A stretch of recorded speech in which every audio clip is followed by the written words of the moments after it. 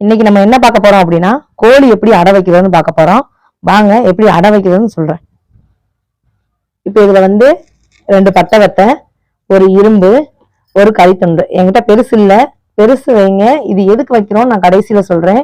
பெரிய கறித்துண்டா இருந்தா நல்லா இருக்கும். என்கிட்ட பெருசு இல்லை, அதனால நான் சிறுசு வச்சிருக்கேன்.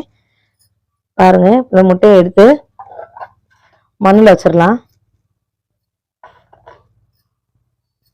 இப்படித்தான் வைக்கணும் அப்படித்தான் வைக்கணும்னு எப்படியும் இல்லை. ஆனா ஒருத்தவங்க சொல்லுவாங்க இது இப்படிதான் வைக்கணும் அப்படின்னாங்க. இல்ல, கோழி வந்து உள்ள இழுக்கும் போது அதை மொத்தமா தான் உள்ள தள்ளும். அதனால எப்படி எந்த பொசிஷன்ல வச்சாலும் அது வந்து முட்டை இப்படி சாஞ்சிரும்.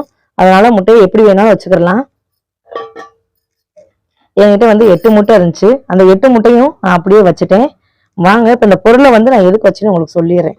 இந்த கறித்துண்டை வந்து எதுக்கு வச்சேன் அப்படின்னா, மழை நேரங்கள்ல வந்து மண்ணு வந்து ஈரத்தன்மை அடைஞ்சிரும். அந்த ஈரத்தன்மையை உறிஞ்சுறதுக்காண்டி இந்த கறித்துண்டு. அது மட்டும் இல்ல, கோழி எச்சம் விட்டாலும் அந்த ஈரத்தன்மையை இந்த கறித்துண்டு வந்து உறிஞ்சிடும்.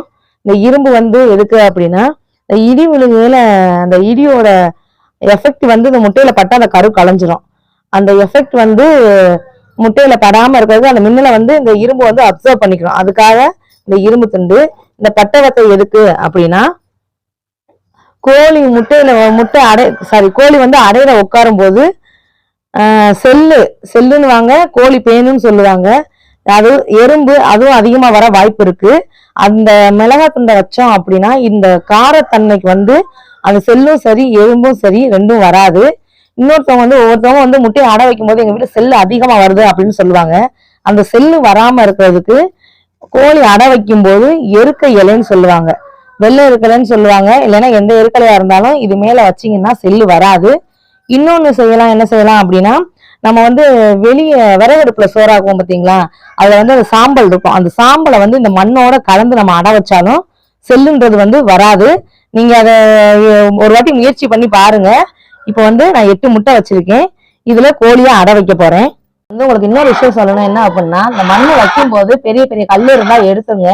ஏன் அப்படின்னா, அந்த கோழி வந்து முட்டையில உட்காரும் போது அந்த கல்லு இந்த முட்டையில அழுத்தி முட்டை உடையறதுக்கான வாய்ப்பும் நிறைய இருக்கு. இதுதான் அந்த கோழி, அடையில வைக்கிற கோழி. இது முட்டை இட்ட இதை வேற. நம்ம இதை வேற எதுவும் எடுத்து வைக்கும் போது அந்த கோழி உட்காராது. அதனால என்ன பண்ணணும் அப்படின்னா, அந்த முட்டையில கோழி உட்கார வச்சு பஞ்சாரம்னு சொல்லுவாங்க இல்லையா, கொடாப்புன்னு வாங்க, பஞ்சாரம்னு சொல்லுவாங்க. அதை வந்து இது மேல வச்சு ஒரே ஒரு நாள் மட்டும் நீங்க மூடி வச்சுட்டீங்க அப்படின்னா மறுநாள்ல இருந்து அதை அடையில உட்காந்துக்கிறோம்.